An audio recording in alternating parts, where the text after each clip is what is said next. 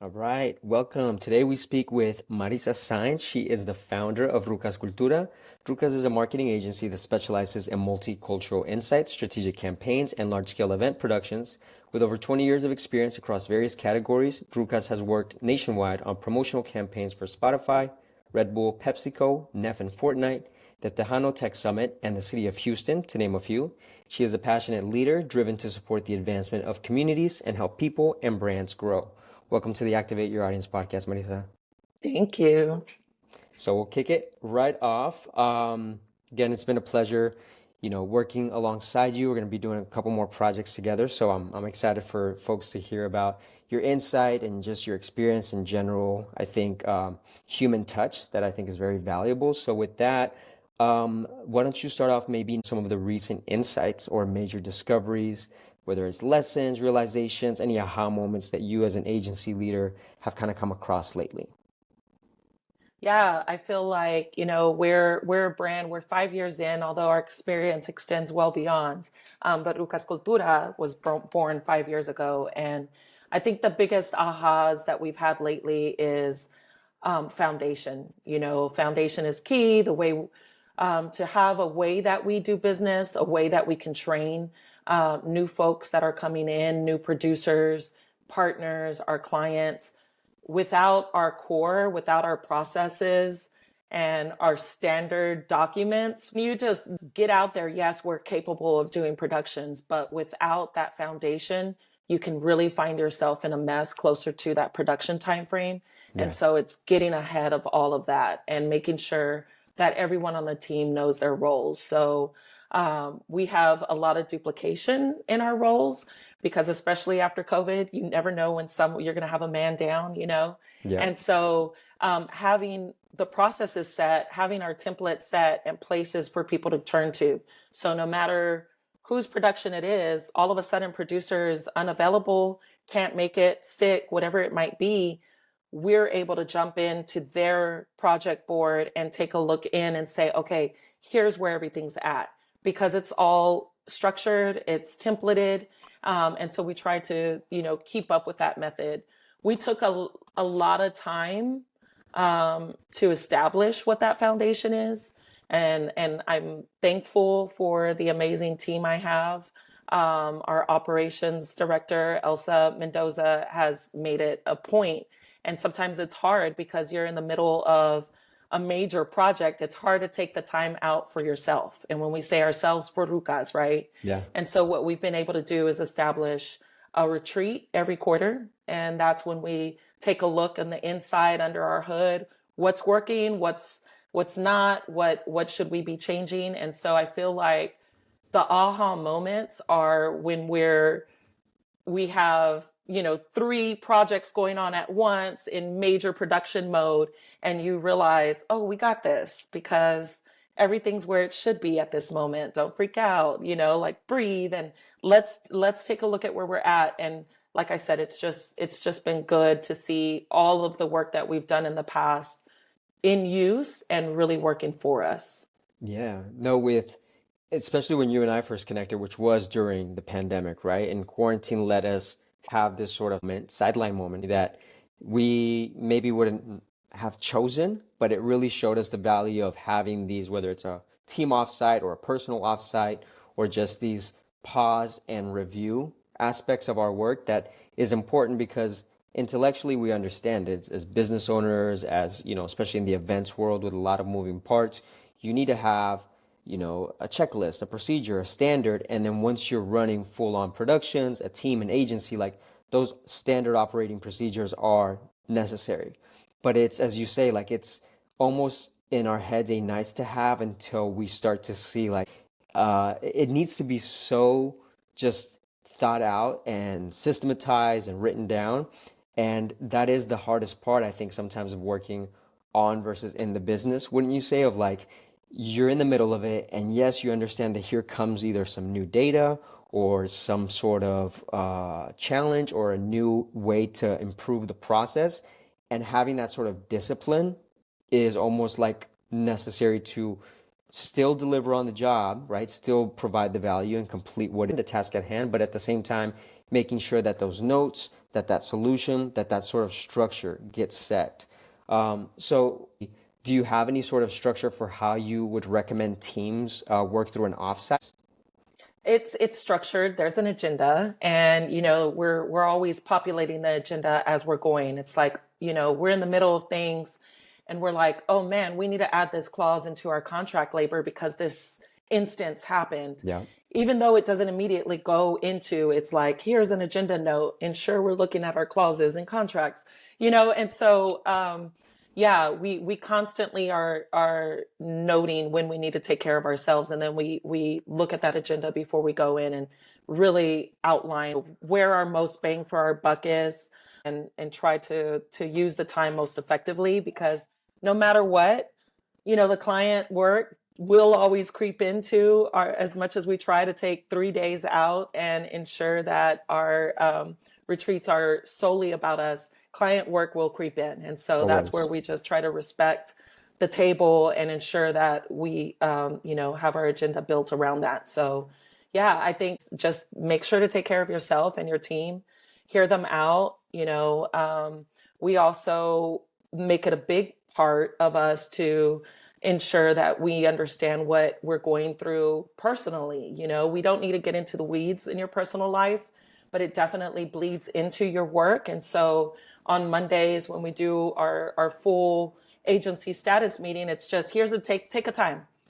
What's going on in your life? What can we expect? As I mentioned, had a family funeral this past weekend. When I started last week's, status meeting, it was like, hey guys, this is what's going on. Yeah. So Friday, you can expect that I'm going to be gone half day over the weekend, not looking at work. And so just making sure to get ahead of those things. Family is important to us. Work-life balance is important to us. And so again, just giving the team the opportunity to say, hey guys, gonna need some extra help. From our ends, we have each other's back, but we can't just expect people to have your back without knowing what's going on in your accounts, right? Yeah. So we want to get ahead of that. Yeah. I mean, with even, I think a lot of us, specifically in the events, brand activation world, we are sometimes what is that saying in an airplane? Like, put on your mask first. And as experience providers, whether it's for the client or the guest, it's almost a kind of reverse approach. We always go to see, like, what is the perspective from the audience side, from the client management side. So we tend to sometimes prioritize the needs, I think, out of necessity for, the site, your team, the other stakeholders. And so it's this weird, like, kind of dialectical, like, skill, like, seems contrary to both be so forth facing or so caring about the others that is necessary in order to have these experiences, these successful productions, but also bring it back to the need to, if you have your house in order, that's the only way that things can be, successful. So that makes a lot of sense. And with that, like, what has been maybe some of the ways that you found around constant constraints, like any sort of, specifically, as you mentioned, like growing as a smaller agency to a bigger agency and scaling. I think sometimes we have the luxury that we see where agencies haven't implemented something like what you mentioned of a good workplace culture. It's sometimes said, like even in the multicultural world, like Mhm. it's said from a PR point, it's said from a hiring, perspective point of, yes, bring your full self. Yes, we care about culture. But then when it comes to implementing it, sometimes these larger agencies, it's a big ship to turn, right? So we almost have this luxury where we can implement that sort of culture in reality, not just, as a hot topic or just because we want to seem as an appealing organization. Like, we are actually having to live it because we are so close knit that of course people's personal lives are going to affect the work. That of course, this sort of productivity hack is not as much of a hack as it is a necessity, but baked in at the beginning, that's where I think you see things scale.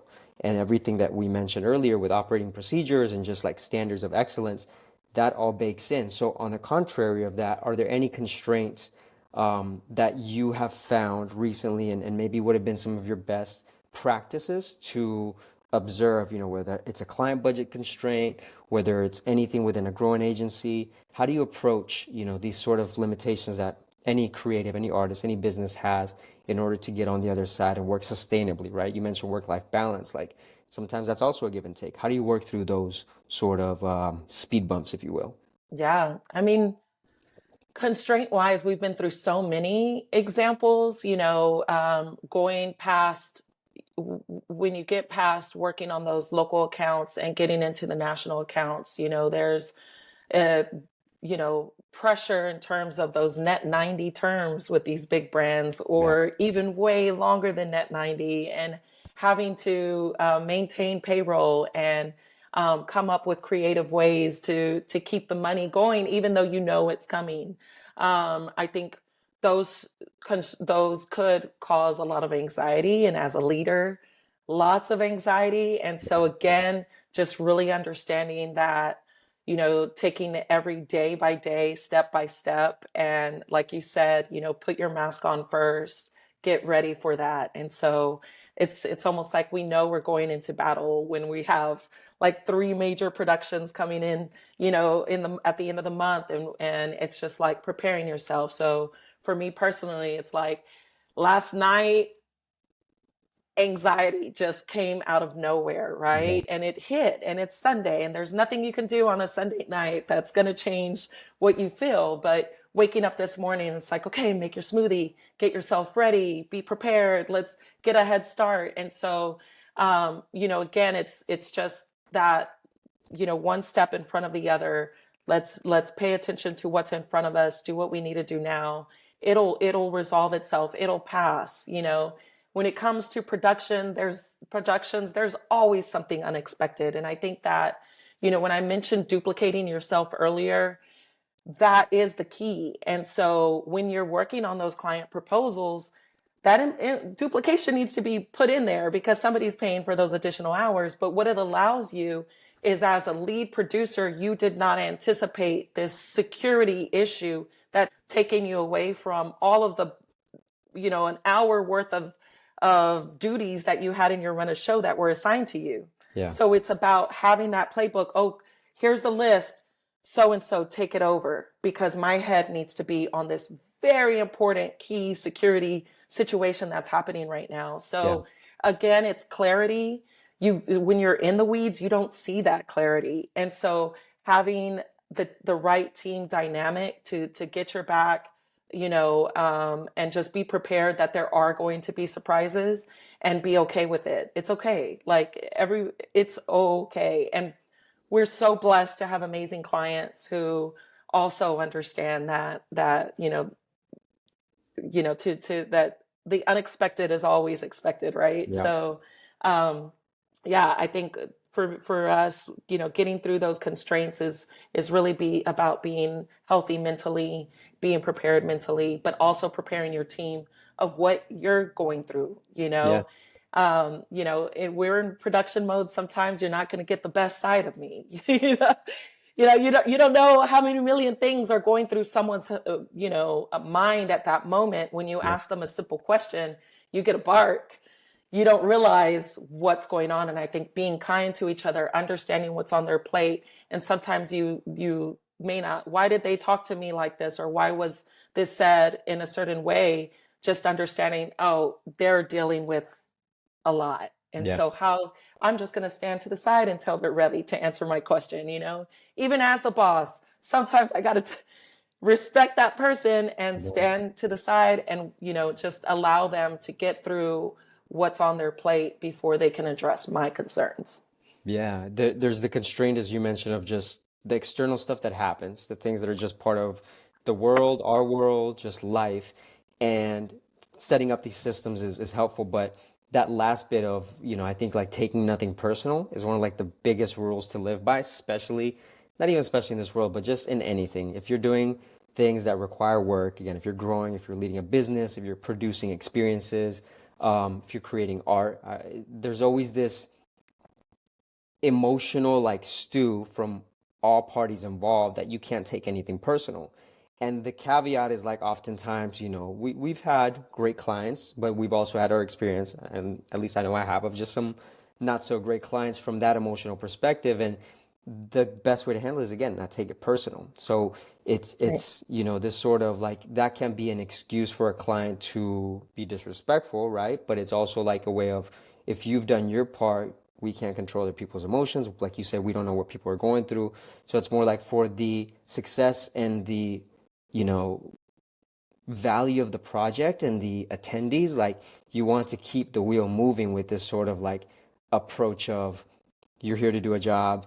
It's got nothing to do with anybody if there's any sort of friction, but that part again is something that with systems in place, with as you mentioned, kind of contingency on top of contingency is Mhm. not only just a great way to operate, but it lets you build these sort of like buffers for what it is to be human, working with Yeah. humans, right?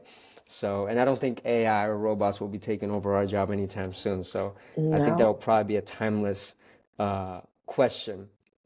So, with that, when it comes to again operations and larger event, but what would you say are maybe some of the things that either folks that are, say, brand partners or anybody that hasn't done as much live events or experiential that they don't expect to come into? Are there any almost just heads up of what is to be expected in terms of some of these constraints that clients coming in can expect to have? As you mentioned, dates change, things change, life happens. What other sort of predictable challenges would you communicate to a new client or somebody new in this sort of like hospitality events world that comes in to hire Rukas?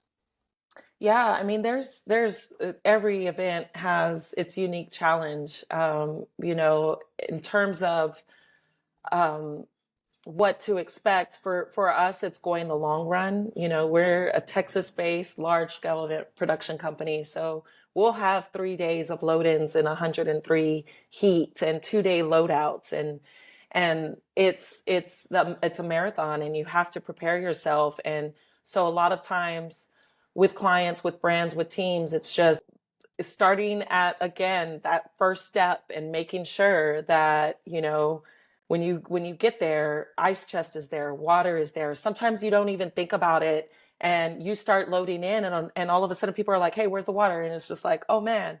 I mean, the simplest things is water, food, who's making those runs. Because again, if you're producing, you're loading in a stage, it's already 11:30, you have to get this crew to continue to work until 8 p.m. And who's taking that time to feed them, to check on them, to make sure that everyone's okay and taking care of themselves. I think that, we've had scary moments. Working in heat is no joke. And you have to see and look at your crew and look at their faces and understand, like, you're dehydrated. You got to get out of the sun. Go take Yeah. a break. Because it's not saying they're worthless when they're at that note. They will pass out. You will lose them, and you will lose them for days, Yeah. if you don't take care of each other right. And so for us, some of the bigger challenges are just nature, and getting ahead of nature and making sure that you know how to come up against it. You can't hydrate day of. You have to hydrate 3 days before. Yeah. Even you're booking your talent, major talent, they come out to Texas, they fly in, they have no idea how hot it is, And so just making sure to have those safe spaces and those cool places for people to get out of the heat. Um, I mean, we've dealt with challenges when it comes to security. We've dealt with challenges when it comes to, for example, being a female producer. A lot of times, your security are male, and they don't know how to take orders from females. And so you deal with those dynamics, which are completely surprising, and it's a surprise. And so, and it's dangerous because everyone within this event, say it's a 15,000 person event, is under, they're my responsibility. And when you Yeah. have people who are supposed to be keeping them safe not listening to you, and it's crazy because you're like, wait a minute, I am the producer. Why are you not? I hear words coming out of my mouth that you are not accepting. And so a lot of times you're like, okay, what is this situation? What can I fix right now? Number one, I always ensure that I book my own security and I have that direct relationship. And so Hmm. in the particular case I'm talking about, there was another producer involved who had booked the security, yet I was overseeing the festival. Um, and so those dynamics, you really have to understand when you some battles you just lose, and you're like, okay, mister, who can only take direction from another mister, let me put so and so to tell you what needs to happen. And and it's sad, and it's it can really make you angry sometimes, Sure. but at that moment those 15,000 people are still under me, and I need this person to move the way I need them to move. Security is sometimes an afterthought when it comes to a lot of productions and experiences. And especially when we're dealing with A-class talent, especially when you're dealing with talent, within the hip hop space, the profiling when it comes to your local law enforcement could be really frustrating to get past. If it was a country festival, would they still be treating us the way they're treating us with a hip hop festival? So it's understanding how to work with law enforcement, understanding your security plan fully. And so, I think those have been some very interesting um, learning opportunities over the last couple of years, when it comes to just leveling up and how to ensure that we're never vulnerable again. And so, yeah, it's been a fun process, but it's always a surprise. Always, always. Yeah, I mean there's a lot of like nuance within what those challenges can be, and I agree, like specifically in where somebody's sort of perspective comes in, and again, I think it goes back for me a lot of times of not taking things personal, but you mentioned it, like the priority is not this person's ego or ignorance, even though as frustrating as it could be, is the security and safety, the success of the event, which is still challenging, right? Especially as you mentioned, when we have all these things in our mind. So if we have a team and if we can communicate that, when we have clients, like setting the expectations is what I'm hearing, with other things like weather and things that are more like natural contingencies rather than human contingencies, that sort of communication can be, I think, massive, right? And then again, back Mhm. to the human aspects of just not taking it personal and do what you got to do to make sure that the success of the event and the goal actually gets passed through. So, Correct. what ways can brands and agencies or any event teams, in your opinion, best leverage what is currently going on in the environment, in the landscape of events? We know after COVID, for example, like the demand for people to connect and experiential and live events just had a lot of pent-up demand, but it was also just this thing that we realized and brands realized the value of human to human interactions. With that being said, in terms of brands or agencies, how can they, again, from your perspective, um, create vehicles for sort of these value creations for, bettering the experiences, for approaching what is going on, or even as we kind of mentioned in passing earlier, things like AI, anything cultural, anything that you see going on. How are you approaching, or how would you recommend either a brand partner or a client look at the lay of the land? I think there's a lot of opportunities in niche audiences and finding those subcultures and counterculture areas, because right now, yeah, events and experiences are big, but you can't entertain the masses. You really, when it comes to engagement, it has to be authentic. And sometimes being authentic to 100,000 people is really hard, Yeah. because especially in a place like Houston, which we're so diverse. And so, there's opportunities to, especially with so much content, you don't necessarily have to touch every 100,000 person that's there at a festival one on one to engage with your booth. You can hit them through the content that comes out of it. You can hit them through, the authenticity of what you're presenting. So, for example, we just did we consulted with an event here called Raise the Vote, targeting 18 to 24-year-old Latinos. And so again, and when you talk about 18 to 24 Latinos, they're so different from each other. Right. There's some that are more acculturated. And the music right now, regional Mexican is coming back, like conjunto music is coming, corridos are coming, and you're like, whoa, what's going on? And then you also have your Latino hip hop heads, you have your Latino skaters. You can't make them all happy, Yeah. right? And so it's really about how to connect with that niche group, but connect with them the right way. And then there's the content that comes out that spreads your word. So, I think that brands can have, when they're looking at some of these big picture opportunities, to then ask themselves, am I able to still meet my objectives through the content that's being churned out through this, through the influencers that attended? It's not all that one-on-one. It's not all that flyer that you put in somebody's hand. No, there's so many ways that you can expand on that. When it comes to, like I just mentioned, just in one culture, there's so many different avenues. So I think just altogether, there's opportunity within the multicultural space. So don't underestimate us. Don't profile us without getting to know us, right? And then again, I'm not the profile. Just remember that you're not the target. We hear it from our clients all the time. Oh my gosh, I love doing this so much. Let's do this. And you're like, well, you are in your 50s and we're targeting 18 to 24-year-olds. So I appreciate it, and just making sure that you always remember that, because although we're in the multicultural space, we don't just target Latinos. We target across all different diverse backgrounds. And so again, when you're going somewhere, it's to truly represent that culture authentically. How do you do that? You do that through partnerships, through community partnerships. I don't pretend to know what these skater kids are listening to. So identify those promoters who are already doing it in the scene, the people who are already playing. Those are the ones that you get to program your show. Partner with the pop-up markets that are doing it within this specific community. Don't just come in and bring in your own thing and expect people to show. They want to be invited. They want to feel like it's for them.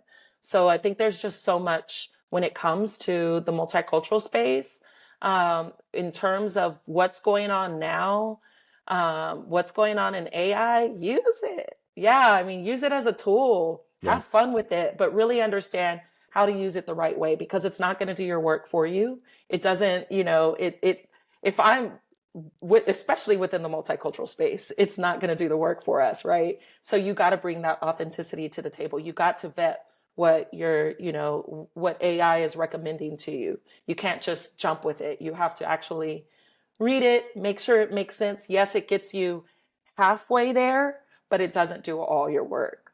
Yeah.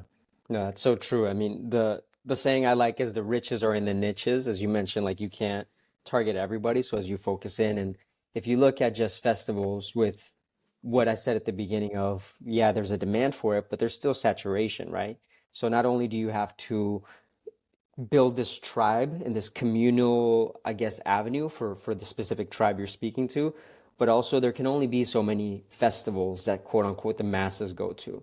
So not only Right. are you already competing within that, limited like festivals per year that an attendee will go to, but then if you niche down, there's still almost that like same breakdown of within this community, everybody's an individual. And so I love that approach of finding partners, people who are actually in the community, which is also just very respectful, right? Like not thinking that because, as you mentioned, you like this as a client or this was a thing or so and so brand did this.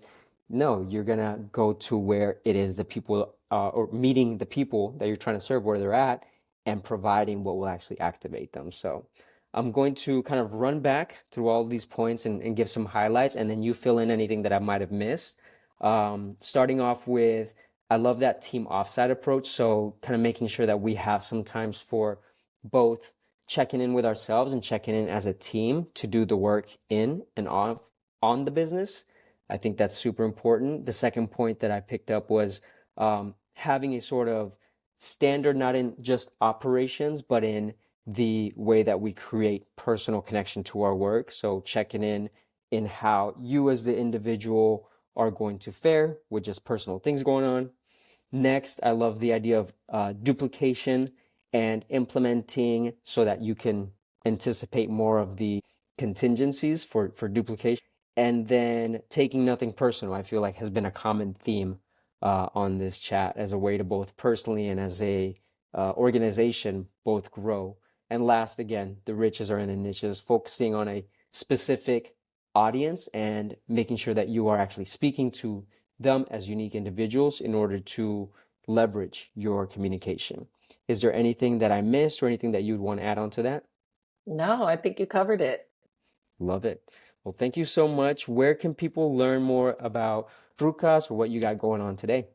Yeah, you can check us out. Our Instagram is the most up to date. We're definitely going into updating our website this quarter. But Instagram at Rukaz Kultura. So that's Cultura with a K. And it's also Rukaz with a Z. So it's Rukaz, Cultura, Kultura. So at Rukaz Kultura on Instagram, and you'll find most of our, up to date updates. Beautiful. Well, thank you so much, Marisa. See you soon and I Thanks, appreciate you Luis. again. We'll Bye. see ya. Bye.